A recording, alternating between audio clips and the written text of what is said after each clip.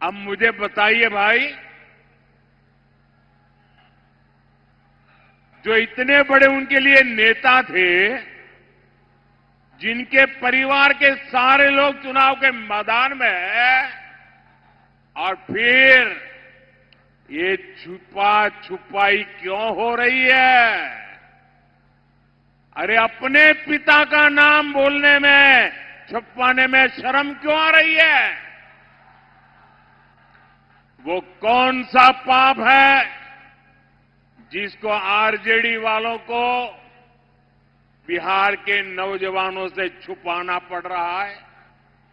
साथियों, आपने एक और चीज भी नोटिस की होगी। इन लोगों के पोस्टरों में कांग्रेस लगभग गायब है। आरजेडी ने कांग्रेस को कट्टा दिखाकर मुख्यमंत्री का उम्मीदवार भी घोषित करवा लिया, और अब कांग्रेस को उसकी हैसियत भी दिखाई जा रही है। कांग्रेस के जो नामदार कुछ हफ्तों पहले तक बिहार में बड़े बड़े दावे कर रहे थे, उनकी तस्वीर और दावे दोनों को पोस्टर में से भी और घोषणा पत्र में भी आरजेडी ने बौना बना दिया है, बौना बना दिया है। आजकल आप ये भी देख रहे होंगे कि जो वादे, जो घोषणाएं आरजेडी के नेता कर रहे हैं, कांग्रेस के लोग ही उन पर विश्वास नहीं कर रहे हैं। जब मीडिया के लोग कांग्रेस के नेताओं में उनके मुंह में उंगली डाल डाल करके बुलवाते हैं, मीडिया वाले बार बार पूछते हैं, घोषणा पत्र बताइए भाई, क्या बताना चाहते हो? जब भी घोषणा पत्र की बात आते हैं, ये कांग्रेस वाले क्या करते हैं? वो कहते हैं भाई घोषणा पत्र के लिए जो पूछना है वो जंगल राज के युवराज से पूछो, हमें मत पूछो। साथियों, ये हाल है इनका। कांग्रेस और आरजेडी के बीच लंबे समय से एक भीषण झगड़ा चल रहा है। कांग्रेस के नामदार ने छठ महापर्व को इसलिए भी ड्रामा बताया ताकि बिहार के लोग आरजेडी पर गुस्सा उतारे और आरजेडी को पराजित करे, इसलिए ऐसी बातें बोली जा रही है। कांग्रेस के जो दूसरे दूसरे राज्यों के मुख्यमंत्री हैं, बड़े नेता हैं, उनके बयान आपने सुने होंगे। अलग अलग राज्यों में कांग्रेस के नेताओं से बिहार के लोगों के लिए जानबूझकर अपमानजनक बातें बुलवाई जा रही है। केरल के कांग्रेस नेता में उसने तो बिहार की तुलना बीड़ी से कर दी। ये भी कांग्रेस की रणनीति का हिस्सा है।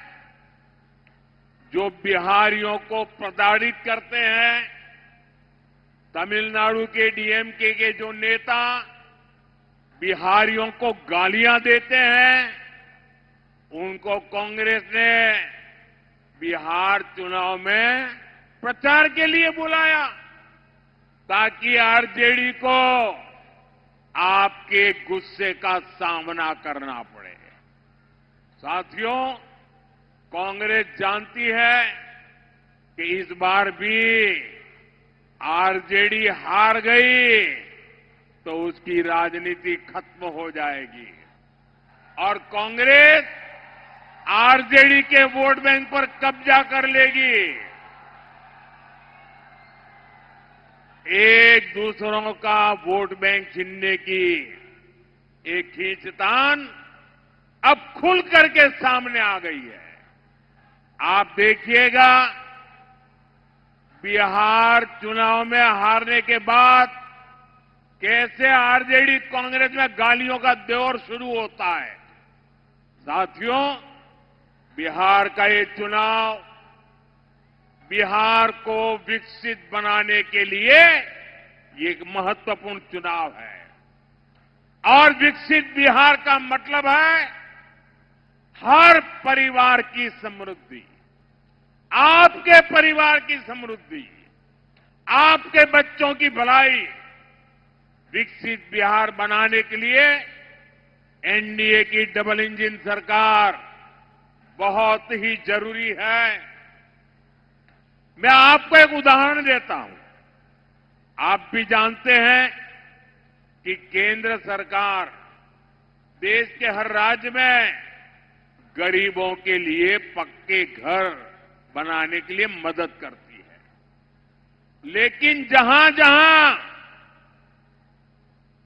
एनडीए की सरकार है, वहां तो घर बनाने का काम तेजी से चल रहा है। लेकिन जहां कांग्रेस की सरकार है या कांग्रेस के साथियों की सरकार है, वो इस पूरी योजना को डिब्बे में बंद करके बैठ गए हैं। गरीबों के लिए घर बनने नहीं देते हैं। उनको लगता है कि गरीबों के लिए घर बनेगा तो ये तो मोदी का जय जयकार करेंगे, और इसलिए कांग्रेस की सरकारें गरीबों को घर बनने नहीं देती है। और इसलिए गरीबों के घर बनाने के लिए भी, पक्के घर बनाने के लिए मुझे आपके आशीर्वाद चाहिए, मेरे साथियों को लिए आशीर्वाद चाहिए। आप देखिए,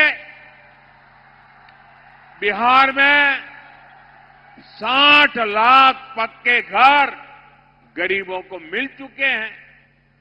यहां कटिहार जिले में ही करीब 1 लाख गरीबों को पक्के घर मिले हैं। यानी डबल इंजन सरकार तेजी से गरीबों को पक्के घर बना रही है। साथियों, ऐसे ही बिहार के किसान को भी डबल इंजन सरकार का डबल लाभ हो रहा है। केंद्र सरकार हर साल 6,000 रुपये सीधे किसान के बैंक खाते में जमा कर रही है। अब बिहार एनडीए ने इसमें 3,000 रुपये और जोड़ने की घोषणा की है। यानी यहां जब फिर से एनडीए की सरकार बनेगी तो बिहार के किसानों को कुल 9,000 रुपया मिलने वाले हैं। साथियों, हमारी बहनों बेटियों को भी डबल इंजन सरकार डबल शक्ति दे रही है। नीतीश जी ने अगर बेटियों को साइकिल दी तो मोदी ने बेटियों को ड्रोन पायलट बनाने की योजना बनाई। नीतीश जी ने जीविका दीदियों के रूप में बहनों को सशक्त किया तो मोदी लखपति दीदी के रूप में बिहार की लाखों बहनों को लखपति बनाने में जुटा है। केंद्र की मुद्रा योजना से बिहार की लाखों बहनों को स्वरोजगार के लिए बैंक से मदद मिल रही है। वहीं नीतीश जी के नेतृत्व में मुख्यमंत्री रोजगार योजना से बिहार की बहनों के खाते में